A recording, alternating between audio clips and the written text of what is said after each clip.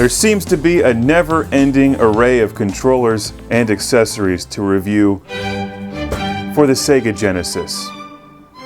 Sounds fine to me. Here's a look at another one. The Super Pad for the Sega Genesis. A 6-button Genesis controller with turbo and slow speeds.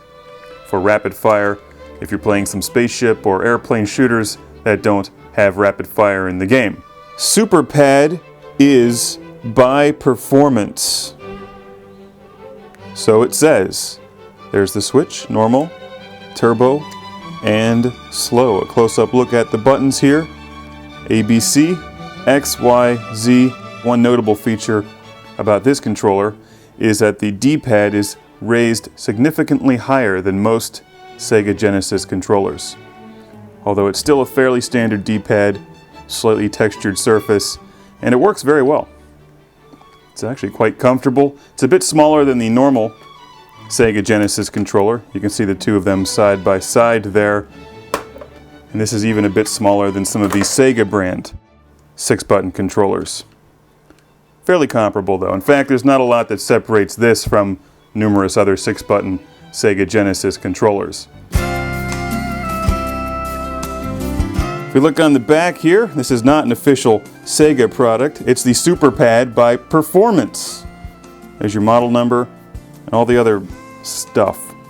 This one's got some wear and tear on it here. As you can see, the wire's been pulled out a bit, but it still works perfectly. Here's the plug that goes into the front of your Sega Genesis. It works like this.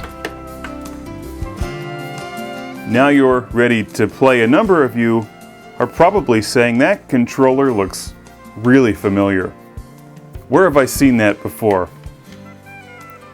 Probably when I reviewed this controller, the Sega Genesis controller, model number MK-1470, which is exactly the same as the Super Pad, I think. Yeah, they're pretty much the same.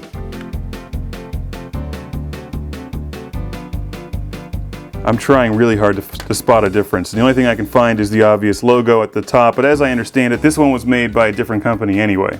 So which Sega Genesis controller should you use to play your Sega Genesis video games? You know, they all work pretty well. That's the cool thing about Sega Genesis controllers.